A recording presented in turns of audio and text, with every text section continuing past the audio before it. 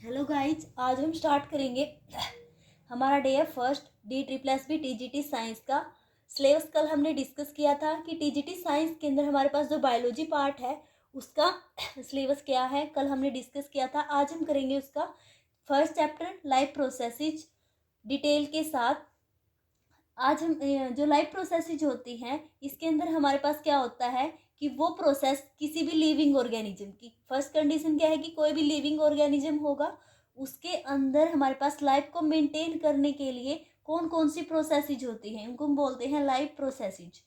Life को process करने के लिए या फिर मेंटेन करने के लिए लाइफ को हमें 4 प्रोसेस आती है: न्यूट्रिशन, रेस्पिरेशन, ट्रांसपोर्टेशन, एक्सक्रिएशन। कोई भी लिविंग ऑर्गेनिज्म है, ह्यूमन बॉडी हो सकती है या फिर कोई भी यूनिसेलुलर, अगर इवन सिंगल सेल है उसके अंदर भी ये चारों प्रोसेस होती हैं लाइफ को मेंटेन करने के लिए। अब सीधी सी बात है, सबसे पहले न्यूट्रिशन होगा। न्यूट्रिशन के अंदर हमारे पास क्या पढ़ते हैं हम? Taking food and its utilization by body. इसके अंदर क्या होता है कि सबसे पहले कोई भी बॉडी है वो क्या लेगी? फूड। पहले वो फूड लेगी और फिर उसका करती है यूटिलाइजेशन। Utilisation means digestion. अब पहले सबसे पहले हम फूड को इनटेक करेगी कोई भी बॉडी, उसका डाइजेशन होगा, उसको हम बोलते हैं न्यूट्रिशन।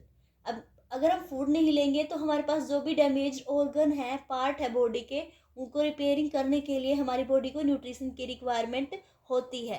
तो सबसे पहले फूड की इनटेकिंग होगी, फिर उसका डाइजेशन होगा। सेकंड प्रोसेस उसके बाद क्या आती है हमारी बॉडी के अंदर? रेस्पिरेशन। रेस्पिरेशन के अंदर क्या होता है? जो भी हमने फूड इनटेक किया था बॉडी ने उसको हम करेगी बर्न। कौन करेगी बर्न? जो बॉडी के अंदर सेल्स होती हैं, जो सेल्स हैं बॉडी की, वो बर्न करेगी फूड को। बर्न का मतलब क्या है कि उसको डाइजेस्ट करेगी। किसकी हेल्प से? रेस्पिरेशन में हम क्या लेते हैं? ऑक्सीजन। तो ऑक्सीजन की हेल्प से जो फूड होता है, फूड मेनली क्या होता है? ग्लूकोज। ग्लूकोज और ऑक्सीजन आपस में रिएक्शन करके क्या देती है हमें? एक तो हमें मिलती है एनर्जी और एक हमें मिलती है CO2। ठीक है, तो हमारे पास रेस्पिरेशन से क्या आया? हमें बॉडी को मिली एनर्जी। सबसे पहले हमने फूड इनटेक किया, फिर हमें मिली एनर्जी, फिर उसके बाद क्या है? ट्रांसपोर्टेशन। अब हमारे पास जो एनर्जी है या फिर हमारे पास O2 है, कोई भी फूड पार्टिकल्स हैं, ये क्या होते हैं? एक पार्ट में लेते हैं हम, तो एक पार्ट से हमारी एनर्जी तो क्या होती है? सारी बॉडी को रिक्वायर होती है, हर एक पार्ट को। ठीक है, तो हमारे पास एनर्जी का ट्रांसफर, फूड का ट्रांसफर या फिर ऑक्सीजन का बोल सकते हैं या वाटर मॉलिक्यूल का। तो इन सब का ट्रांसफर हमारे पास क्या होता है? एक पार्ट से हमें किस में करना है? अनदर पार्ट में। तो वो हम किसकी हेल्प से कर सकते हैं? जैसे सर्कुलेटरी सिस्टम होता है, ठीक है, ब्लड, वो हमारे पास क्या होता है? ट्रांसपोर्टेशन का काम करता है। तो सबसे पहले हमारे पास क्या होगा? न्यूट्रिशन बॉडी लेंगे, फिर उस फूड से हमें एनर्जी मिलेगी। एनर्जी के बाद हमारे बॉडी में क्या होगा? एनर्जी का ट्रांसपोर्टेशन होगा। उसके बाद ये तीनों प्रोसेस होने के बाद हमें क्या है? हमारी बॉडी के अंदर क्या हो जाता है? वेस्ट प्रोडक्ट एक्यूमुलेट हो जाता है, तो उसको हमें क्या करना है? रिमूव। तो एक्सक्रिएशन के अंदर आता है वेस्ट प्रोडक्ट रिमूव। अब ये 4 प्रोसेस होती हैं, ये चारों प्रोसेस हम 1 बाय 1 डिस्कस करेंगे। सबसे पहले न्यूट्रिशन है, ये हम प्लांट्स के अंदर देखेंगे कैसे होता है, एनिमल्स के अंदर देखेंगे और ह्यूमन बींग्स के अंदर।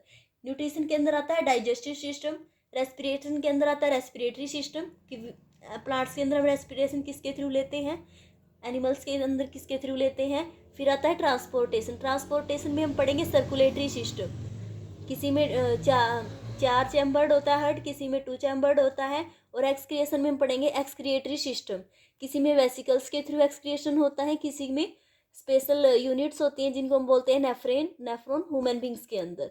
तो एक्सक्रिएशन होता है। चारों प्रोसेस हम 1 बाय 1 डिटेल में डिस्कस करेंगे। आज हम स्टार्ट करेंगे न्यूट्रिशन। सबसे पहले हमें पता है न्यूट्रिशन क्या होता है? इनटेक फूड का, ठीक है, बॉडी के अंदर, उसका फिर डाइजेशन। अब न्यूट्रिशन है उसका मोड कैसे है कि हमारे पास कोई भी लिविंग ऑर्गेनिज्म है वो फूड को ले कैसे रहा है? वो अपना खाना खुद प्रिपेयर कर रहा है, किसी और से ले रहा है?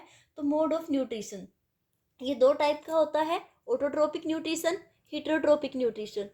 ऑटोट्रोपिक न्यूट्रिशन के अंदर क्या होता है? ऑटो मीन्स अवन, अपना खाना खुद बनाना, ऑटो मीन्स अपना काम खुद करना। तो autotrophic nutrition prepare their own food from CO2 and H2O। तो ये क्या होते हैं? कुछ लिविंग ऑर्गेनिज्म होते हैं जो अपना खाना खुद प्रिपेयर करते हैं, किसकी हेल्प से? कुछ इनऑर्गेनिक सब्सटेंस होते हैं जैसे CO2, वाटर मॉलिक्यूल, ये इनसे हमारे पास क्या बनाते हैं? जैसे इनसे हमारे पास बन जाएगा एक तो ग्लूकोज और एक बन जाएगी ऑक्सीजन। तो ऑटोट्रोफिक न्यूट्रिशन सिर्फ कौन शो कर सकता है? सभी के सभी ग्रीन प्लांट्स और कुछ साइनोबैक्टीरिया होते हैं, ठीक है। ग्रीन प्लांट्स हैं, प्लांट्स भी सभी नहीं, लेकिन जो ग्रीन्स हैं जिनके पास क्या होता है, क्लोरोफिल होती है एक यूनिट प्रेजेंट, उसी की हेल्प से क्या करते हैं, वो अपना खाना प्रिपेयर खुद करते हैं। और साइनोबैक्टीरिया है, इनके पास भी एक क्लोरोफिल होता है, तभी अपना खाना खुद प्रिपेयर कर सकते हैं। उसके बाद है हेटरोट्रोफिक न्यूट्रिशन।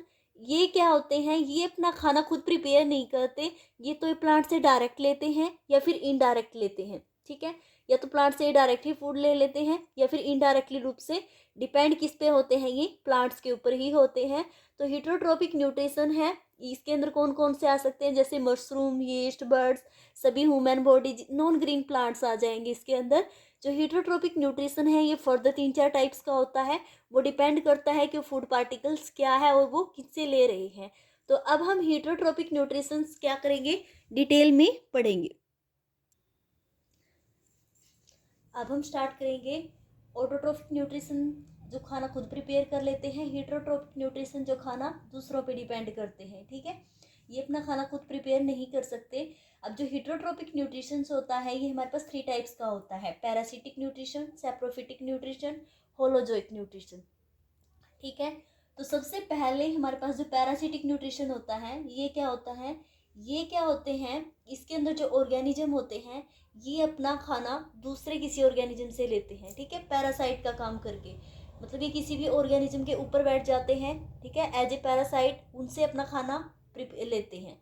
फिर सैप्रोफाइटिक न्यूट्रिशन, ये क्या करते हैं, ये अपना खाना लेते हैं डेड डिकेइंग पार्टिकल से, जैसे फंगाई होगी। जो फंगस है ये किसी भी, जो भी हमारे पास डेड डिकेइंग मटेरियल होगा उससे अपना खाना प्रिपेयर करेगी, सॉरी खाना लेगी। होलोजोइक न्यूट्रिशंस होता है जैसे अमीबा या फिर ह्यूमंस, ये हमारे पास क्या होता है, किसी भी फूड पार्टिकल्स को कंप्लीट ले लेते हैं, होलोजोइक न्यूट्रिशन। मेनली आपको इन तीनों के अंदर क्या करने हैं, एग्जाम्पल याद करने हैं। पैरासिटी के अंदर हमें पढ़ना है एग्जाम्पल लीच, लाइस, वोम्स, जो भी हमारे पास है ये लाइस वगैरह, वोम्स वगैरह, ये पैरासिटिक का काम करते हैं।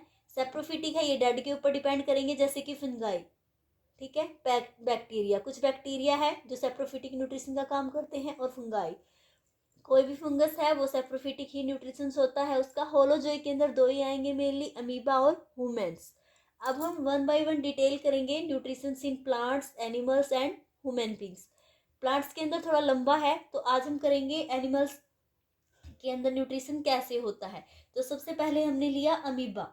अमीबा क्या होती है, एक सिंगुलर यूनिसेल्युलर होती है, उसके अंदर हमारे पास सेंटर में क्या होता है, न्यूक्लियस, और हमारे पास क्या होता है, साइटोप्लाज्म। इसके अंदर हमारे पास वैक्यूल्स भी प्रेजेंट होती है अमीबा के अंदर। वैक्यूल्स क्या करती है हमारे पास, ये फूड स्टोर का काम करती है। स्टार्टिंग में तो ये क्या करती है, फूड को स्टोर कर लेती हैं, बाद में हमारे पास अगर वेस्ट मटेरियल को स्टोर करना है तो भी क्या करती है, वैक्यूल्स ही काम आती हैं अमीबा के अंदर। अमीबा के अंदर कोई पर्टिकुलर ऑर्गन नहीं होता डाइजेशन का स्टोर करने के लिए। इसके अंदर हमारे पास क्या होती है, एक तो लाइसोसोम होता है, साइटोप्लाज्म होता है, बीच में हमारे पास न्यूक्लियस होता है सेंटर में, और क्या होती है, लार्ज साइज वैक्यूल्स। वैक्यूल्स का काम क्या होता है अमीबा के अंदर, फूड स्टोर करना और वेस्ट मटेरियल को स्टोर करना। अब कोई भी न्यूट्रिशंस है उसके अंदर हमने क्या लिया, सबसे पहले प्रोसेस होगी इंजेक्शन की, कि हमने फूड पार्टिकल्स को लिया। जो हमारे पास अमीबा होता है इसकी हमारे पास जो शेल्स हैं, इसकी जो आउटर मेम्ब्रेन्स होती हैं, ये क्या कर सकती है, हमारे पास स्ट्रेचेबल होती है, ठीक है, ये फोल्ड हो सकती है, इसको हम बोलते हैं शूडोपोडिया। शूडोपोडिया क्या होते हैं, ये नकली मतलब फॉल्स वो करती है, नकली, कि हमारे पास फूड पार्टिकल्स को लेने का। अब कोई भी फूड पार्टिकल्स आया तो ये इसको ऐसे इनगल्फ करती हैं, जो शूडोपोडिया होते हैं, और इस फूड पार्टिकल्स को अपने अंदर ले जाते हैं, ठीक है। तो इंजेक्शन के अंदर फूड पार्टिकल्स को अंदर लेना। सेकेंड स्टेप आता है हमारे पास डाइजेशन। डाइजेशन के अंदर क्या हो गया, फूड पार्टिकल्स अमीबा के अंदर चला गया, ये सूडोपोडिया की हेल्प से गया है अंदर, तो इसको हम बोलते हैं फैगोसोम। फैगोसोम किसको, जो भी हमारे पास फूड पार्टिकल्स था, कोई भी बैक्टीरिया। अब इसका हमारे पास क्या हो गया, डाइजेशन। इसका हमारे पास जो लार्ज साइज पार्टिकल्स हैं फूड के, वो ब्रेक डाउन हो जाते हैं सिंपल मॉलिक्यूल के अंदर। फिर है हमारे पास थर्ड, एब्जॉर्प्शन। एब्जॉर्प्शन में क्या हो जाता है, जो फूड पार्टिकल्स हैं इसमें लार्ज साइज था, स्मॉल में ब्रेक डाउन हो गया, उसको तो बोलते हैं डाइजेशन। उसमें हमारे पास जो जो इम्पोर्टेंट था उसको हमारी बॉडी ने क्या कर लिया, मतलब अमीबा की बॉडी ने क्या कर लिया, एब्जॉर्ब, तो उसको हम बोलते हैं एब्जॉर्प्शन। फिर आता है एसिमिलेशन, फोर्थ स्टेप। एसिमिलेशन में क्या होता है कि हमारे पास जो भी एब्जॉर्प्शन हुआ था उससे हमारी बॉडी को क्या मिलती है, एनर्जी। एनर्जी में कन्वर्ट करना उसको बोलते हैं हम एसिमिलेशन। लास्ट में हमारे पास क्या हो जाता है, इजेशन। जो भी एब्जॉर्प्शन और एसिमिलेशन के बाद हमारे पास वेस्ट मटेरियल बच जाता है उसको हम बोलते हैं इजेशन। तो इजेशन हमारे पास क्या हो गया, वेस्ट मटेरियल का बाहर निकलना। तो हमारे पास कोई भी, ये तो थी अमीबा के अंदर। अगर हम लेते हैं ह्यूमन बींग्स का, तो उसके अंदर भी हमारे पास क्या होते हैं, स्टेप। सबसे पहले ये कई पेपर्स में आता भी है कि इनको ऑर्डर वाइज लगाओ। तो हमारे पास इंजेक्शन और इजेक्शन, इसमें तो कोई कंफ्यूजन नहीं होता। पहला स्टेप इजेक्शन होता है, इंजेक्शन होता है, सेकंड होता है इजेक्शन। बट हम कंफ्यूज हो जाते हैं कि पहले एब्जॉर्प्शन आएगा या फिर एसिमिलेशन।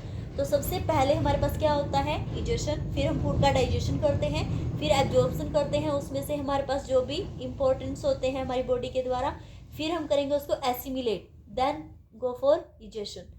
तो ये हमने आज किया अमीबा के अंदर न्यूट्रिशन। कल हम करेंगे प्लांट्स के अंदर और ह्यूमन बींग्स के अंदर। आई होप आपको समझ में आया होगा। अगर आपको अच्छा लग रहा है, समझ में आ रहा है, तो प्लीज़ आप देखें D+B की तैयारी करने के लिए। Thank you guys.